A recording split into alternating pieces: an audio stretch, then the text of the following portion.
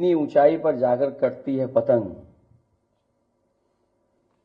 उतना ही बड़ा होता है उसका पतन।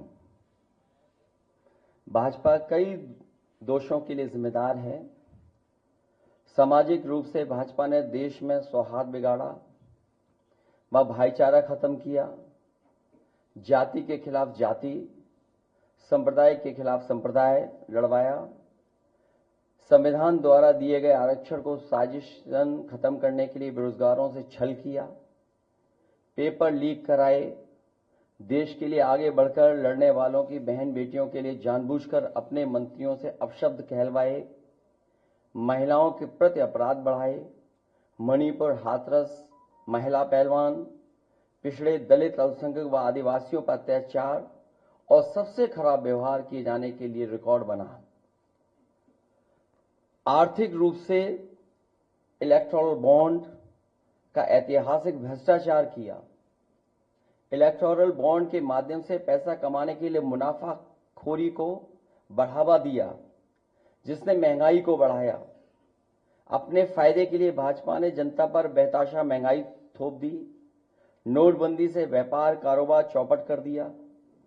भ्रष्ट जीएसटी से छोटे दुकानदार तक को मंदी का शिकार बना दिया। किसानों की जमीन हड़पनी चाहिए, काले कानून लाने चाहे, खाद की बोरी की चोरी की, लाभकारी मूल्य नहीं दिया, 35 सालों की सबसे बड़ी बेरोजगारी में देश को धकेला, महंगाई से गरीब को और गरीब बना दिया, अमीरों के अरबों के लोन माफ किए लेकिन किसानों के ऋण के लिए आत्महत्या के लिए मजबूर किया, ब्याज की दरें घटाकर मध्यम वर्ग की बचत को बेकार कर दिया,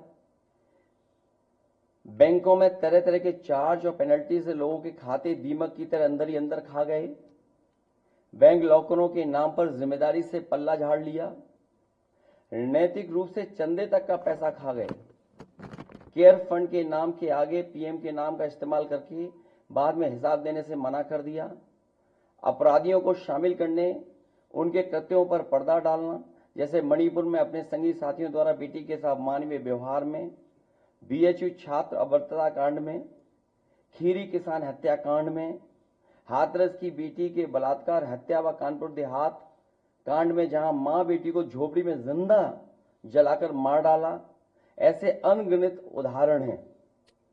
शारीरिक रूप से देखें तो भाजपा लोगों के शरीर स्वास्थ्य से भी खिलवाड़ किया, उसके भी दोषी हैं।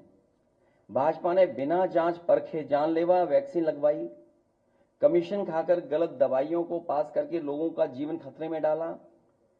इसका सीधा असर जनता की सेहत पर पड़ेगा और आने वाली पीढ़ियों की तंदुरुस्ती पर भी। भाजपा पीढ़ियों पर प्रहार की दोषी भी है। मनोवैज्ञानिक रूप से लोगों के दिल और दिमाग में जानलेवा वैक्सीन लगवाने के बाद बीमार होने पर डर बैठा दिया। महिलाओं के अंदर असुरक्षा का भाव घर कर गया। युवा अनएम्प्लॉयमेंट या अंडर एम्प्लॉयमेंट से डिप्रेशन का शिकार हुआ।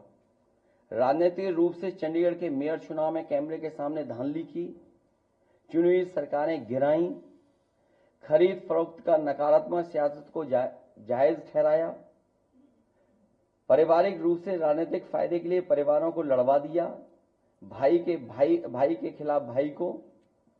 मानसिक रूप से भाजपा ने अपने ही समर्थकों को हिंसक बनाया, मॉब लिंचिंग को मानसिक रूप से सही ठहराने की साजिश की, आपराधिक रूप से ऐसे लोगों को मंत्री पद दिया और बनाए भी रखा जिन्होंने किसानों की हत्या की, जो महिलाओं पर अत्याचार शोषण के दोषी हैं।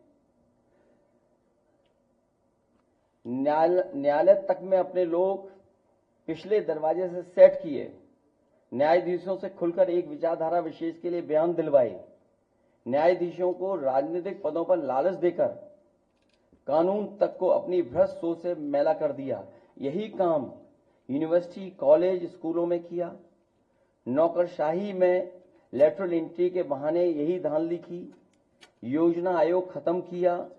ED, CBI, IT, income tax को सरकार बनाने, बचाने और चलाने के लिए इस्तेमाल किया।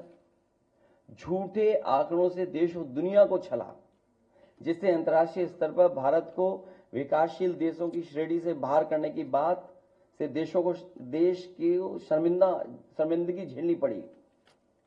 विदेशों में बैठे भारतीयों को अपमान झेलना पड़ा। दुनिया में डंका बजाने की बात करने वालों का ही ढोल पिट गया। विकास व रोजगार के झूठे आंकड़े देकर ठगा। संवैधानिक रूप से संविधान को पहले कमजोर करने पर बदलकर धीरे धीरे खत्म करने की साजिश ही नहीं, अपने लोगों से शरेआम कहलवाया भी। लोकतांत्रिक रूप से जनतंत्र को मनतंत्र में बदलने का दुस्साहस किया। व्यक्ति को व्यवस्था से बड़ा बनाने और बताने का दुष्प्रचार कर लोकतंत्र की भावना का अपमान किया। चुनाव के नतीजों को कुछ भ्रष्ट मीडियाकर्मी और अधिकारियों की मिलीभगत से बदला भी और आगे भी इस चुनावी घपले को जारी रखने का षड्यंत्र रचा। भाजपा ने इन्हीं सब कारणों से देशवासियों की जिंदगी को खतरे में डाल दिया है। साथ ही भाजपा ने अग्निवीर जैसी अल्पकालिक भर्ती जो देश की सुरक्षा व सीमाओं से समझौता करके देश को खतरे में डाल दिया है।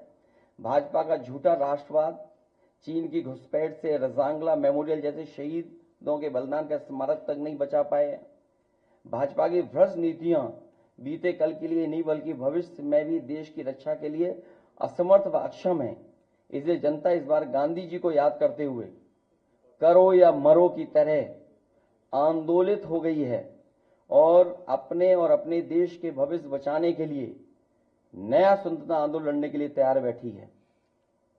जनता स्वतंत्रता सेनानियों की तरह बलिदान करने के लिए तैयार है, क्योंकि